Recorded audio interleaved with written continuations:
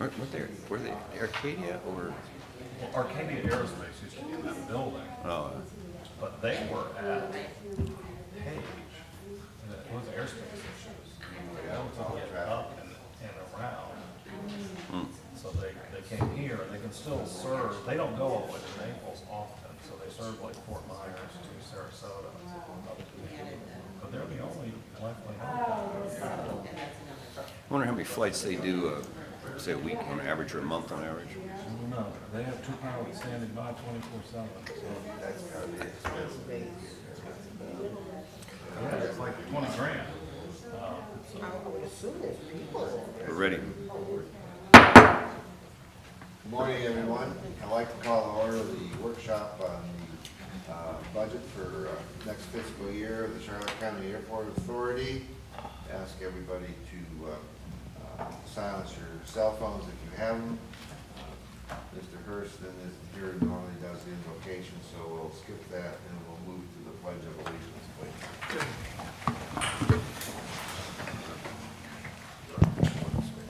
I pledge Allegiance to the flag of the United States of America and to the republic for which it stands, one nation, under God, indivisible, with liberty and justice for all. Roll call, please. Good morning. Mr. Andrews? Here. Ms. Oliver? Here. Mr. Carr? Present. Mr. Hansick? Here. Mr. Parrish? Here? Mr. Hershen? Not present. Ms. Coppola? Here. Thank you. Okay, anyone wishing to address the budget that has been out on our website, please come forward and identify yourself. Seeing none, we'll go ahead and we'll proceed with our 2022-2023 budget presentation. James, are you going to do it, or? Sure.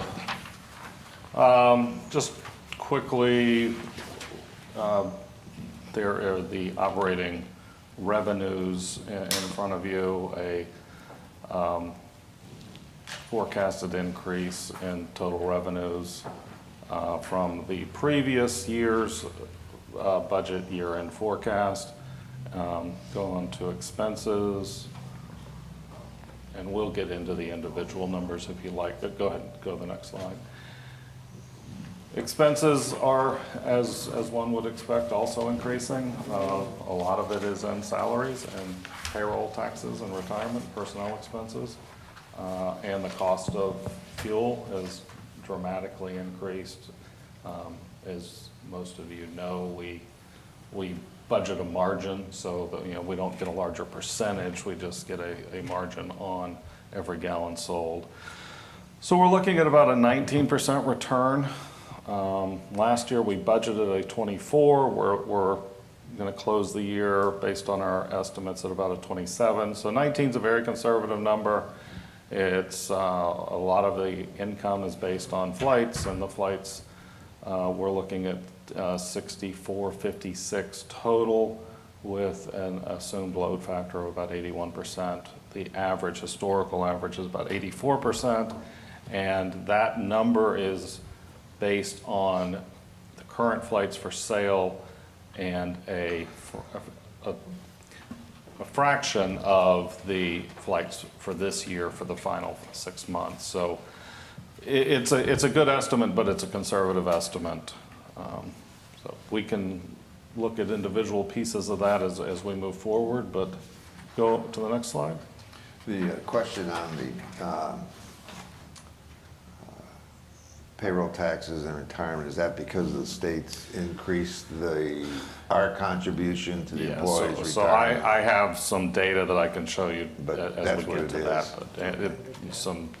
But I mean, just quickly to go through that. So we're increasing full-time positions and decreasing part-time, just because we're having a hard time finding any part-time people. We're doing a 5% pay increase. There was a 2% increase to our medical insurance, an increase from 10 to almost 12% for our FRS, and 51 to 57 for elected officials. Our insurance for the airport itself increased by 17%, and then just an update to, and that's pretty much, that's the personnel.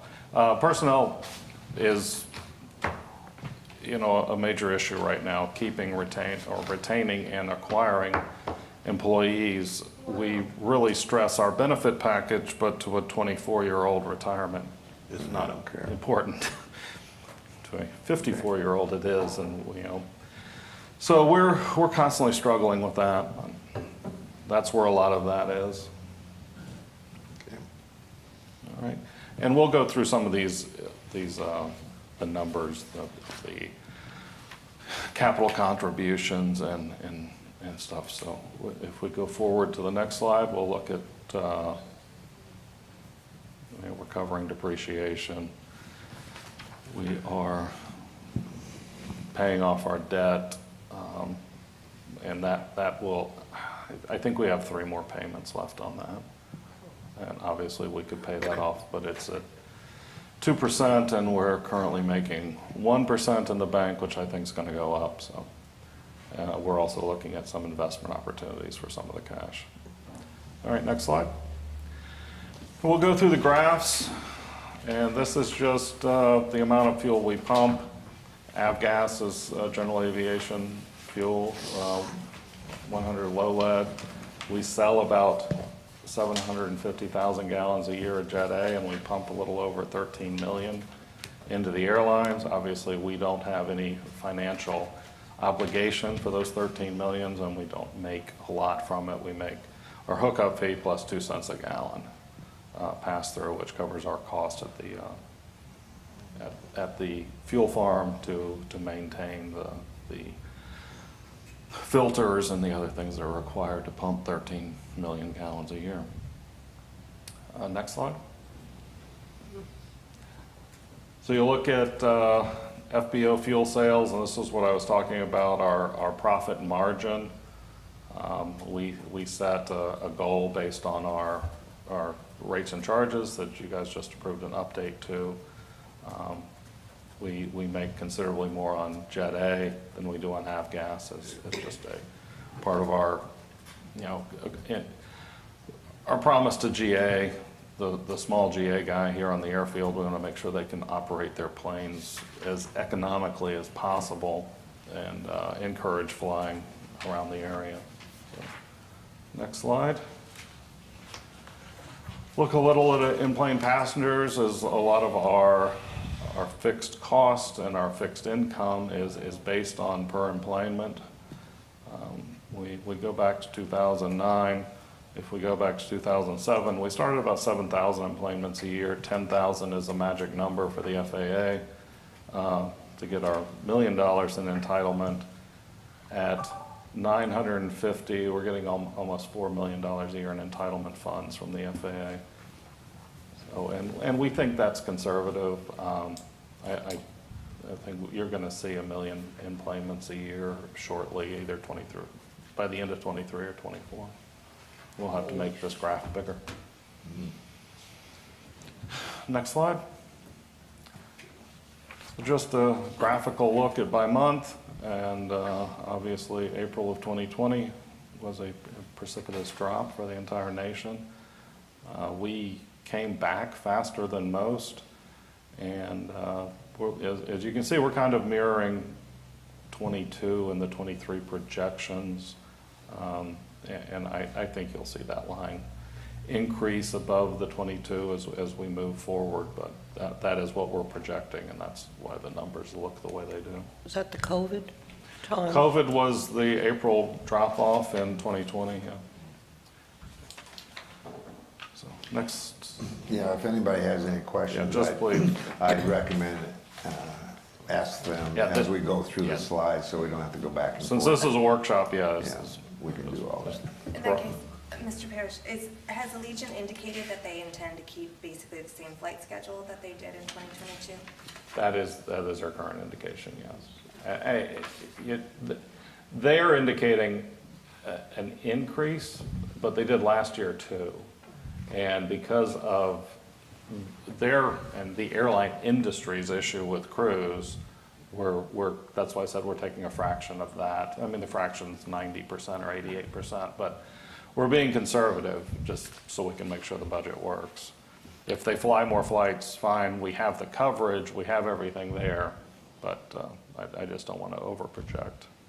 And even with the cost of fuel, they haven't cut back, or they're not trying to consolidate, because they're only twice a week for each destination anyway. No, they're not, and the A320s are very fuel efficient, so they're better positioned than they were back when they were flying the MD-80s. But I'm sure some of their less productive cities are probably going to see a reduction in flights. Fortunately for us, I mean, the planes have to fly or they don't make any money, so they'll put them in a more productive city. So we may go from 2 to 3 times a week in a more productive city. So parking lot revenue, again, based on enplanements, we're looking at a slight increase next year, and there is no change to the parking lot fee structure proposed in this. All right, next slide. Car rental concessions, the slight decrease, that is based on our current contract. We are out for a new contract with the rental car companies, which we're going to take a slightly larger, the same amount, but we're adding some of the fees that weren't in the original contract into our percentage, as the rental car industry, like all industries, are starting to break out the total cost like the airlines have done, charging for bags, charging for meals, charging for everything else separately. We were only getting our percentage based on the base rate, and now we're going to get a percentage of the whole thing. I think you'll see that pop up a little. We're also going to charge them a slight amount for parking their cars, and kind of a way to get them from storing cars here. This is my perception, it may not be reality, but they end up bringing cars here because they can park them for free. And we end up being a holding bay for cars that are going up north during the transition. And I think once we start charging them a little bit, we'll see that either slow down or we'll make a little more money, one of the two. Our goal is to not have cars parked all over the airport. Well, there's liability too, right? There's a slight liability, but I mean, the bigger problem is they're parked in fields, the fields get soggy, the cars get stuck, the grass gets mowed, the grass doesn't get mowed around the cars, the grass gets mowed, and then they park a car on it and we end up with a fire like Fort Myers, which all those things we're trying to avoid. So we do have parking available most of the year on pavement, and that's what we would do. So basically, what you're saying, so I understand, we're really not looking at increases to the rent-a-cars, what they're paying us now, with individual fees are going to be incorporated in the percentage. Correct. Because some people may think, oh, we're raising the rates on rent-a-cars. No, we're not. It's going to be the same percentage or Right. slightly lower. It's just going to be on a bigger part of the pie. Understand. Okay. And like I said, that's out right now. It will go. Yeah. It's getting ready to go. Yeah, we've had a couple of meetings with the rental car companies, and they're happy. They're never happy, Well, but they understand what's. They all think they should operate for free. Mm-hmm. Next slide. They feel about how you do when you're renting them. Yes. Oh, yeah, $600 when I went to Missouri. So just to look at the breakdown by month, and this is always interesting to kind of see the transition from rental car to parking as it moves through the year. In the summer months, we get more parking revenue as people are trying to get the heck out of Florida for the heat, and during the winter months, we rent a lot of cars and the parking lots look empty. This is one of my, in every airport director's dilemma with parking. You're an idiot because you don't have enough parking and Christmas and Thanksgiving, and you're an idiot because you built all that parking the rest of the year when it sits empty. Right. So terminal rents, that's About the same. yeah, the built places we rent in the terminal. food and beverage concession is increasing as they've put in their new bar, but it's pretty consistent through the year. Average revenue per enplaned passenger is about $13.79, $13.80, which for a small hub airport is starting to get up there. The average small hub airport, last time I checked, was a little over 12 plus their debt. So we're low if you look at total, but we don't have the debt part in there. So. All right, next slide. So this is, kind of looking at the total revenue, including PFCs, CFCs, and the entitlements per enplaned passenger, and then looking at our net cost deducted from that. And our net revenue is still pretty good, 1871.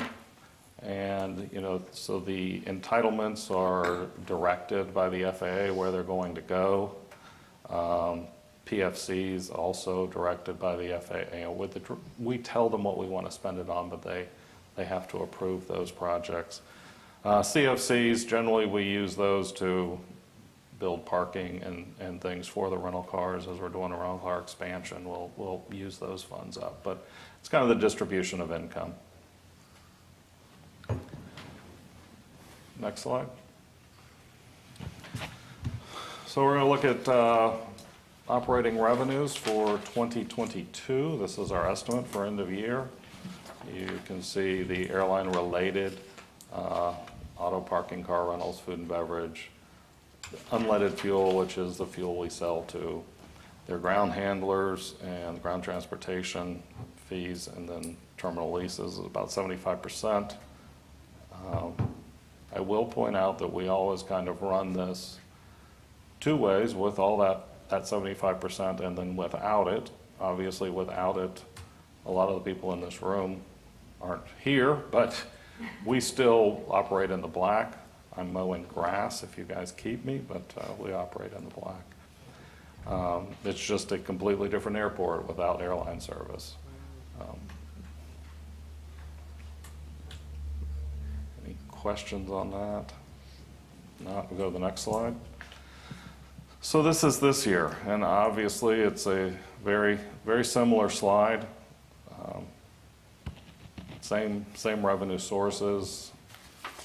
Things, go up and down. Jet fuel sales. We're predicting a good year in jet fuel sales with the new FBO. We're hoping we can bring in some more net jet service, maybe steal a little away from Coral Creek, and we have a much nicer facility to offer incoming passengers. And I think it's important to note that the increase in revenues and the increase in expenses are due to our growth. Yeah. And that's what you're seeing.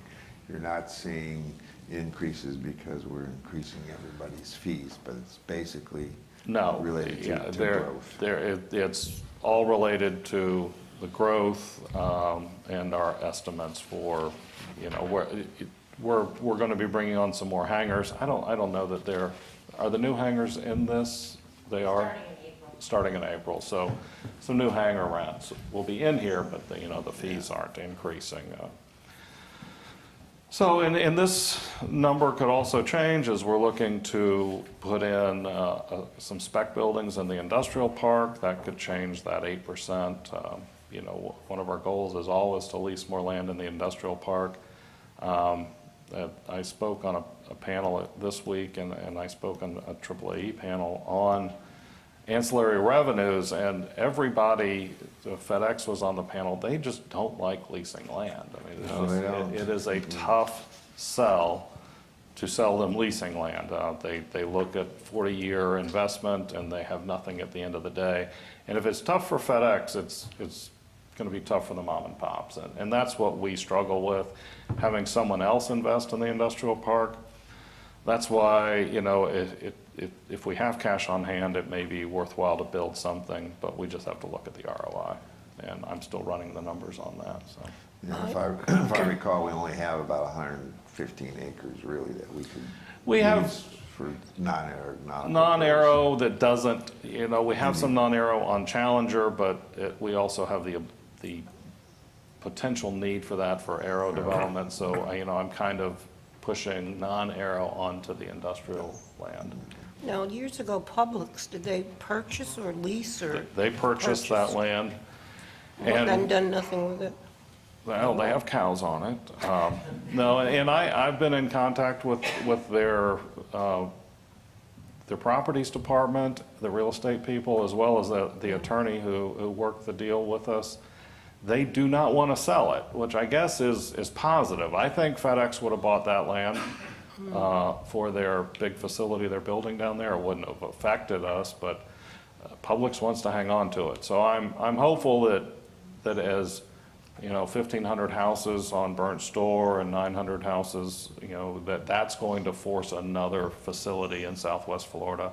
And when Publix already owning it, I think eventually that will be built out, but I would prefer to see it built out than more cows. Yeah, So, thank you.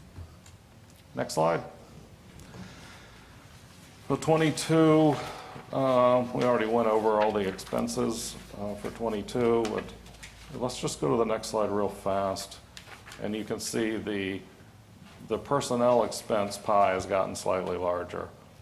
And that's just due to what we talked about earlier, the increases in insurance, the increases in payroll, the converting people from part-time to full-time to keep them, and converting, you know, positions from part-time to full-time. We have traditionally tried to fill new positions. If we have a 40-hour-a-week position, try and fill it with 2 part-timers. And that's worked with our senior citizens who want to just work a few hours a week or a few hours a month. But we're not getting that right now. And with Cheney Brothers, with FedEx building down the street, with all the people around us, and it's just going to get tougher and tougher. So we're you know, we're obviously cognizant of that, but that's where we are. This is full-time or part-time or both? Both. This is everything. But we're reducing the number of part-timers and increasing the number of full-timers just based on, we can't get part-timers right now. Wow. So, next slide. So look at cash on hand. This reflects some of the building that we're doing, the T-hangars, the box hangars, and it also shows the new maintenance facility in there projected for next year. So we'll be burning a little bit of our cash on hand, which I think is a good thing. We have a little too much, in my opinion.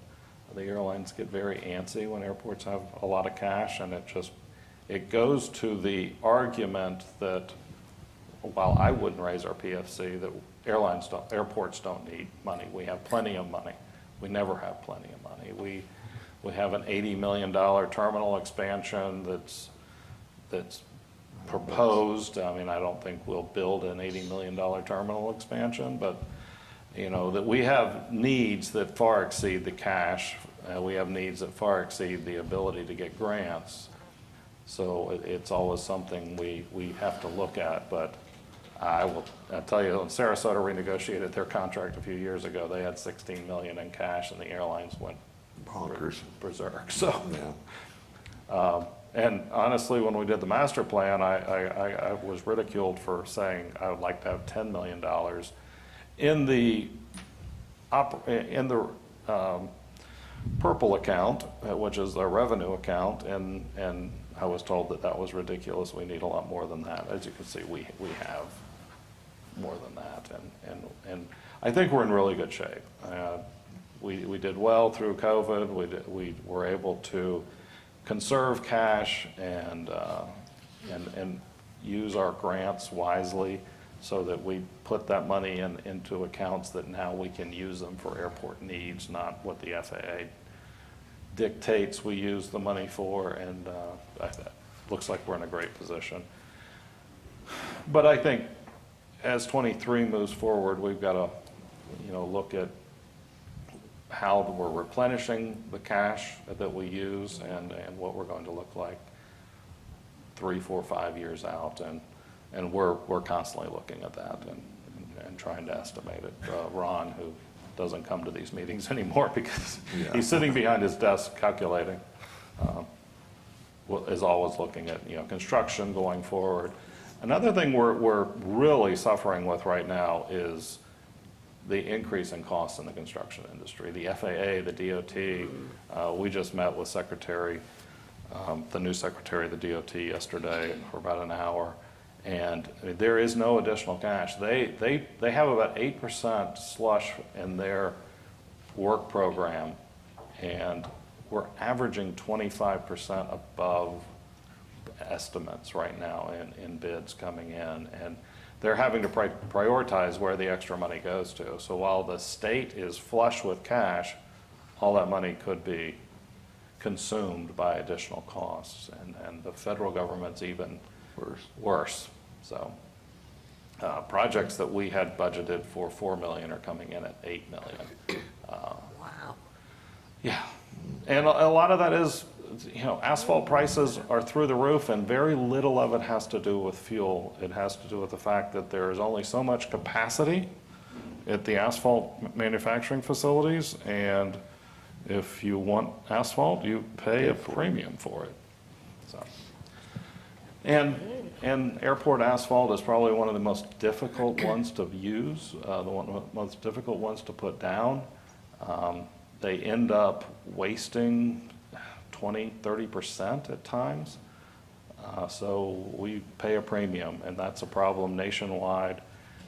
It's a special asphalt mix. It's only used on airports, and you have crews that work roadways all day long, then come to the airport at night to pave, and they have to completely transition how they do things, and sometimes that's difficult.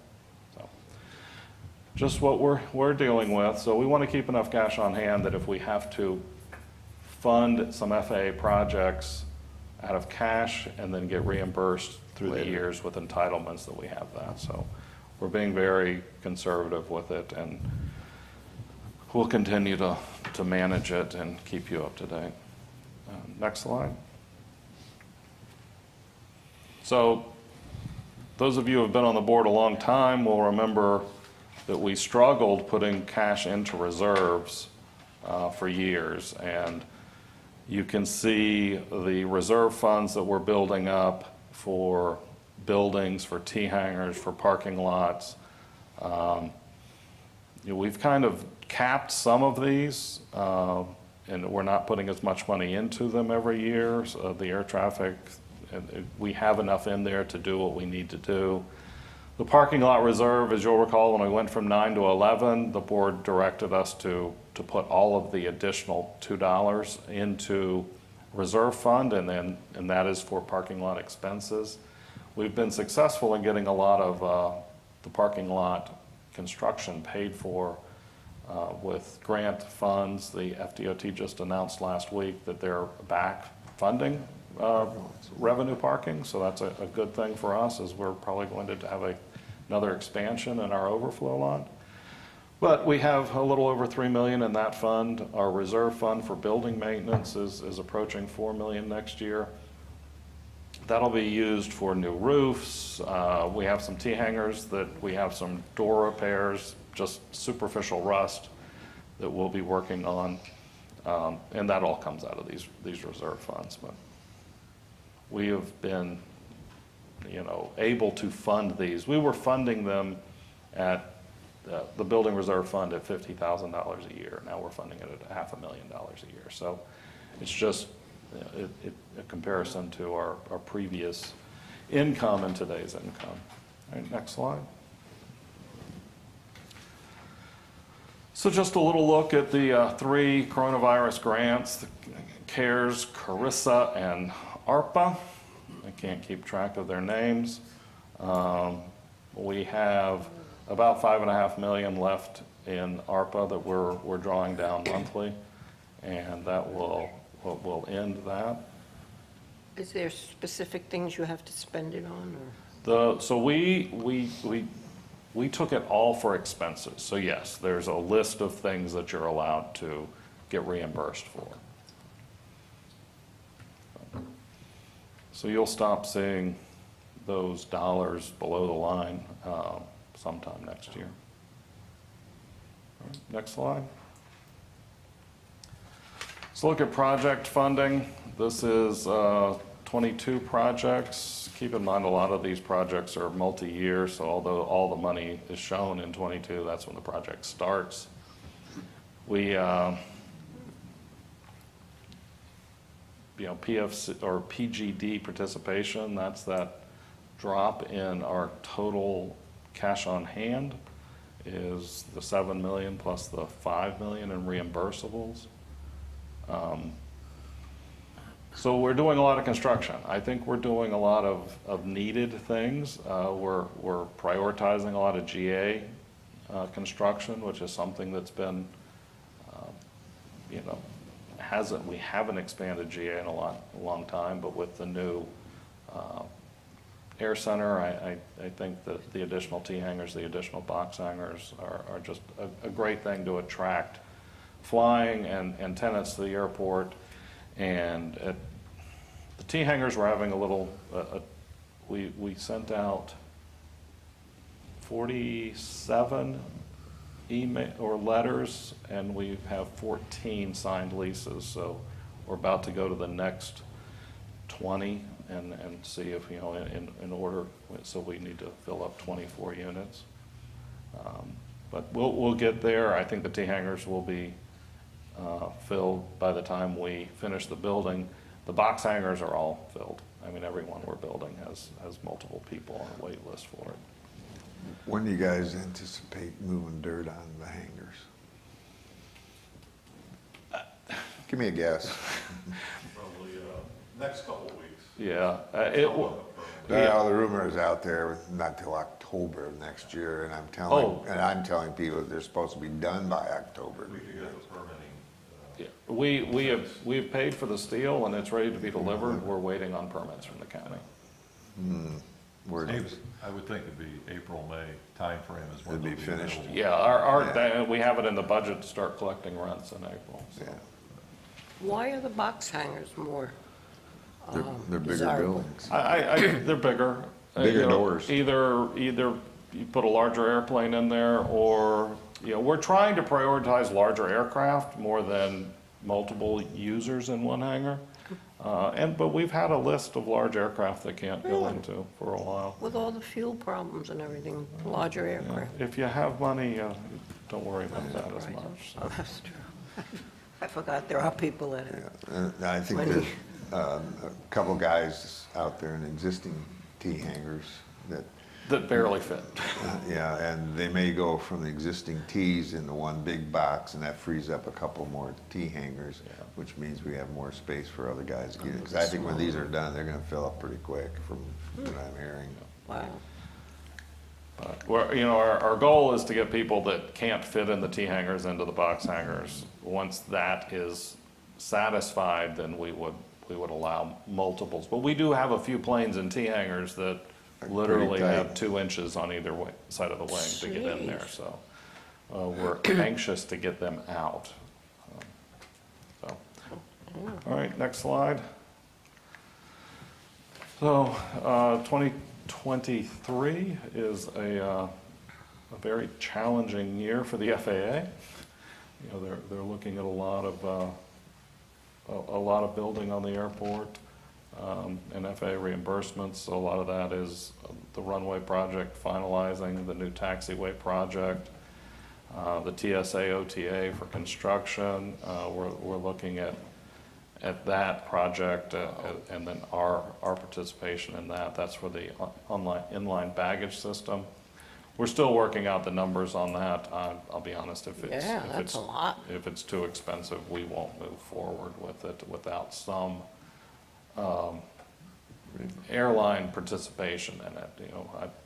Screening bags doesn't do anything for the bottom line for us, but it does for them. And we've had preliminary conversations with Sun Country and Allegiant on that, Why is that so expensive? because it's TSA.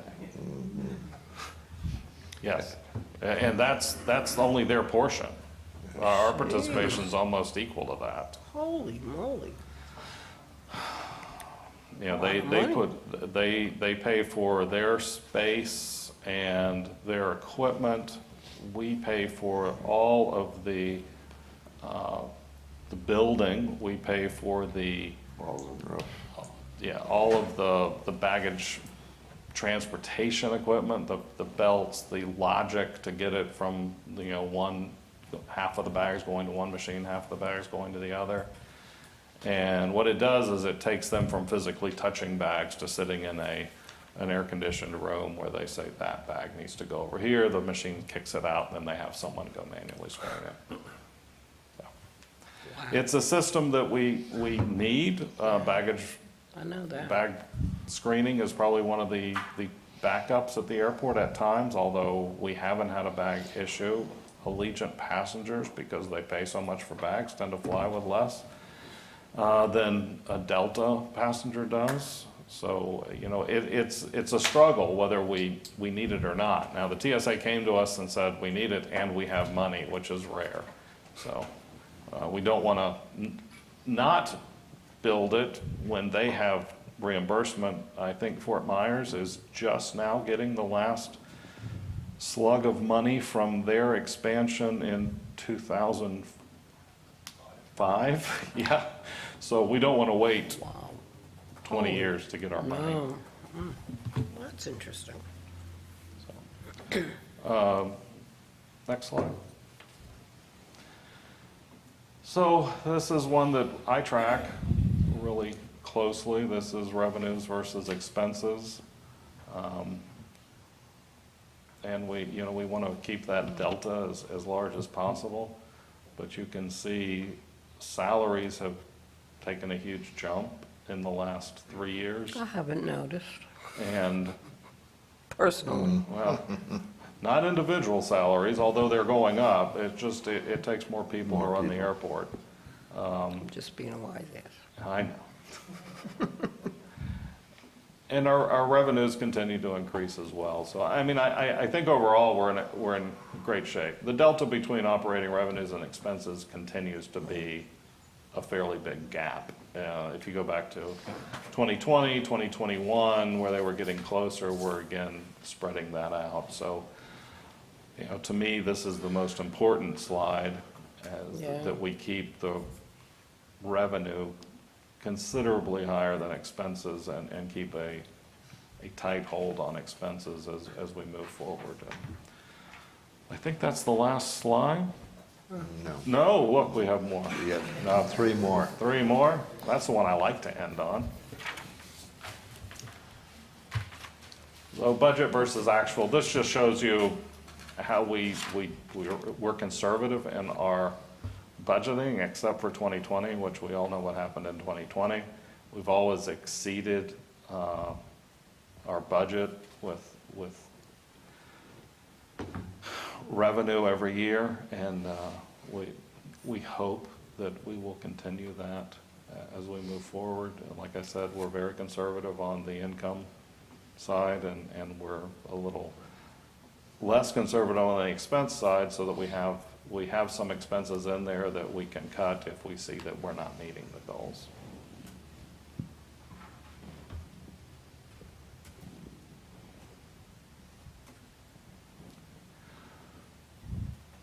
So another thing that the auditors have hit us on through the years is covering depreciation, although I think it's made up. Depreciation is a tax It's odd. scheme to lower your taxes, you depreciate your buildings, and so we have the funds to maintain our buildings, but obviously this building is fully depreciated. The interior is not, but the building is not ready to be torn down. Now, I do have a few buildings that are ready to be torn down. We'll bring those back to you at a later date. But we're covering, which is, we're covering in 22, and we'll cover again in 23. slide. And this is the Heather James graph as we started in 2005, and you can see that we have continued to increase our revenues since that date. If we keep going back, it was pretty flat, 2001 and on. Keep in mind that the airport had total revenues of about $1 million a year from the 90s through the early 2000s. And it was really with the hurricane rebuilding and then the advent of commercial service. And we've had some ups and downs, but through commercial service, we've been able to increase revenues considerably. And that's what you really see from 2014 on is when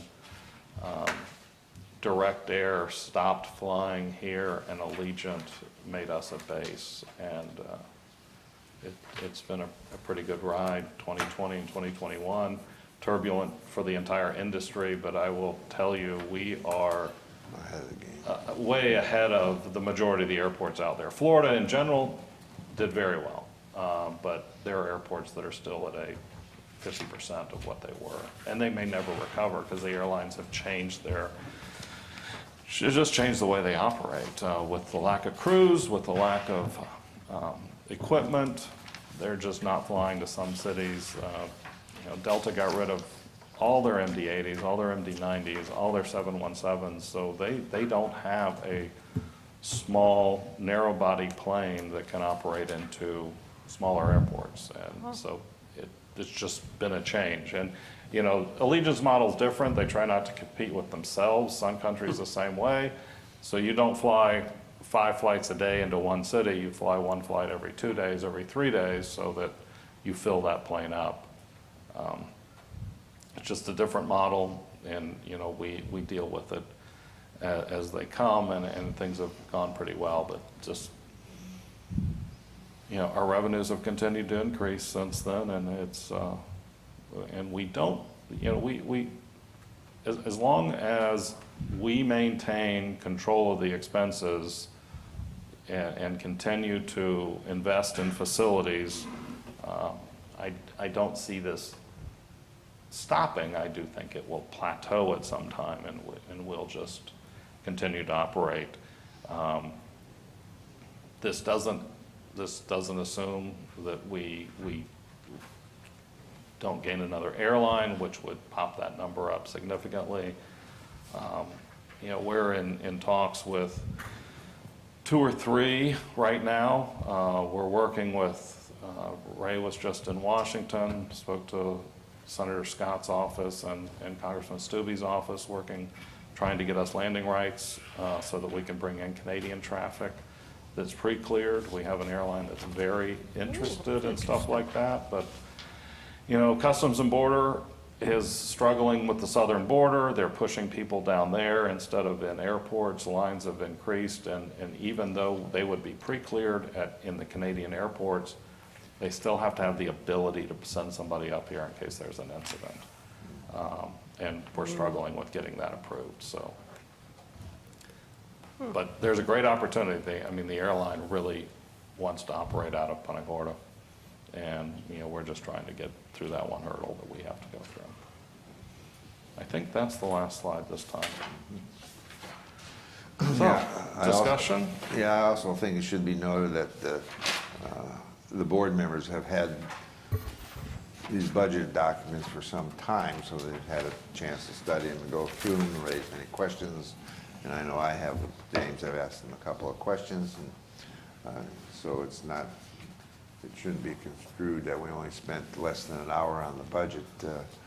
No, everybody's had the info available. And keep in mind that this is the workshop. We can make changes now. We can make changes at the next meeting, but then the budget has to be final for the 3rd meeting.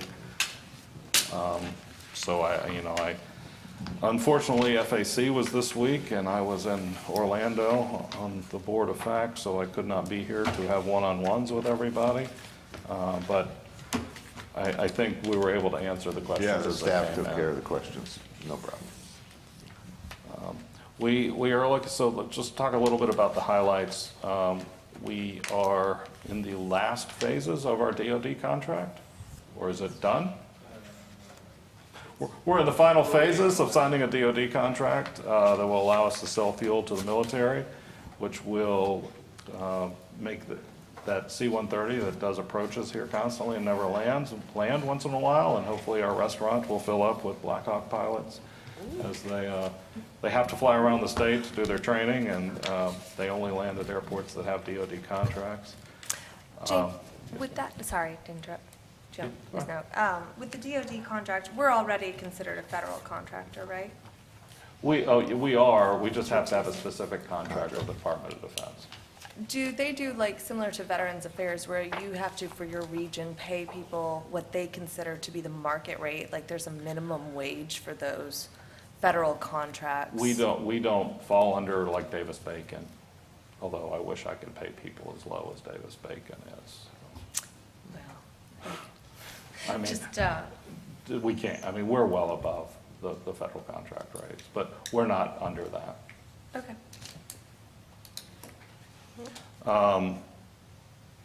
Allegiant is leasing out the old FBO building, so that's going to be an increase in their total lease. The T-Hanger leases come on in April. And like I said, the airline revenues remain flat as we just basically modeled this after our 2022 estimates. On the expense side, we're adding 10 full-time positions. We're decreasing part-time positions.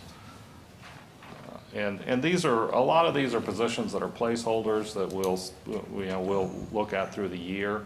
If the need doesn't arise, assuming more sales at the FBO for DoD, we have more line service techs. But if we don't increase sales, obviously we won't fill them, and that's something we look at all the time. Medical insurance is going up 2%. Like I said, pay, we're looking at a 5% increase. We did a salary study.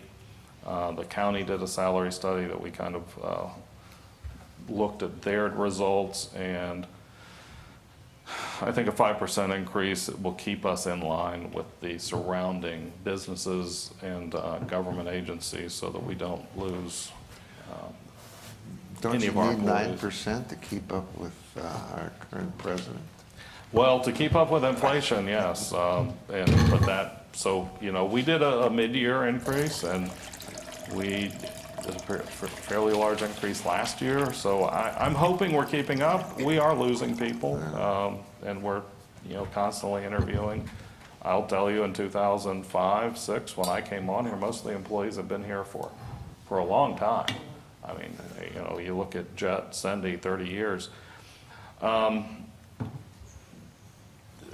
You know, this is a great place to work, and our benefits are wonderful, but it's just hard for a young person to imagine doing this job for 20, 30 years. Now, we have had some young people come here as line service techs that advanced operations, that advanced to security and safety, and as with SMS coming on, his job's exploding in responsibility, and so there is an opportunity to move up. And I think, you know, it's our job to sell that when we're talking to potential employees, that this is a growing airport and there's a lot of potential upside to your employment here. Computer expenses are high this year just because we're at the cycle that we're having to upgrade a lot of switches and servers. And then travel is increasing. We had a slightly lower travel budget for a couple of years just because of COVID, and then we also increased board travel. So there's the opportunity for the board to travel a little more this year to $6,000 a commissioner. FP&L is going up 12%, and one of the big hits is CCSO, who does our detail at the terminal, is going up 45%. But that is the budget in a nutshell. I am available to discuss individual items either here or email us or schedule a meeting to come in and talk to Heather and I, and we can go through, I mean, trust me, for what you saw, there's 500 pages of detail. And there's 6 spreadsheets that feed into this for every line item. So it's a lot of work. Staff does a tremendous job. We start this process in May, yeah, and just continually refine it. We have started over the last 3 years as each department is responsible for their budget. So Heather sends out budget worksheets, then they start meeting, and then those worksheets feed into the overall budget. It gives a little bit of ownership to the budgets for each department. It also, they have to look at revenues and make sure things can work out. And I think the presentation, the way you do the budget, makes it simple for most folks to understand. I don't want to see your 500 sheets. Oh, trust me, neither do I. I get the overall spreadsheet, and then you can drill down, and even as an engineer, sometimes the numbers start to blur on me. There are some fixed assets in the budget. We're replacing a couple of vehicles, the Ford Edge. We're buying a new tug for the FBO. And these are I'm just going to hit the high items. Cars, we paid $25 for the Ford Edge, $25,000 for the Ford Edge that we have. We're paying $50,000 for its replacement, and that's just what the new state contracts are. If we can even buy a car on state contract, I have a price, but the Ford dealers won't sell them to you. New tug is about $75,000. We're buying a couple of vans for just movement of passengers. We may get one from the rental car companies, but that's about $40,000. Again, a skid steer that we didn't buy last year, but it's in here for $100,000. What is that? A skid? A little tractor. We had it in the budget last year, but after thinking about it, we decided to buy 2 pieces of equipment for that amount that we really needed, but we still need one. Crew cars? Getting any of those? We're working with the rental car companies for a crew car, but what we generally do is we take the Edge and move it over to a crew. We currently have a crew car. If it's not wrecked, I think, do we have a crew car now? If it's not wrecked? We do. What? We've totaled 2 crew cars. Yeah. Well, give them Gary's car. That's what I'm saying. That's the Ford Edge. We'll move that over to a crew car. You might need a van there someday. And we do, that's why I say we have a van in here that we hope to get one from the rental car Because you get company. the corporate jets in and they've got to, Yeah, take some people downtown for a meeting. So we're working, we want to make sure that the FBO has everything they need to be successful. Yeah. And so that's a crew car, a crew van, also having the rental cars available up there. We're replacing about 5 vehicles. We do a vehicle inventory study, mileage and everything, and look at the expenses on that vehicle and just decide if it's 70,000 miles, but we're spending 5,000 a month maintaining it, it's time to get a new one. If it's 150 and we're not spending anything, we'll keep it. We try not to do it just on mileage. We do have $225,000 in funding to upgrade some tower equipment, but after meeting with the FAA, we think they're going to do that in the next year or 2. Not 100%, but we're hoping to get BIL money, the bipartisan infrastructure bill, for that. So, but if we don't, we have it in the budget. And one of the biggest things in here is we have 3 very used shuttle buses, and at any one time, we have 1 operational. So you'll recall last year the county gave us 2, or 2 years ago the county gave us 2. We were able to take parts from those 2 to make 1 work, and then the 2 that we have bought, one has a little over 150,000 miles, I think, and the other one's lower mileage. It's probably the one that's operating the most. But I think it's prudent to look at putting 2 new vans in the budget. Whether we buy 1 next year or 2 is going to depend on traffic. But Total fixed asset request is about 1.5 million. So that's basically the breakdown. Any specific questions that I can handle or pass off to Sandy and Heather?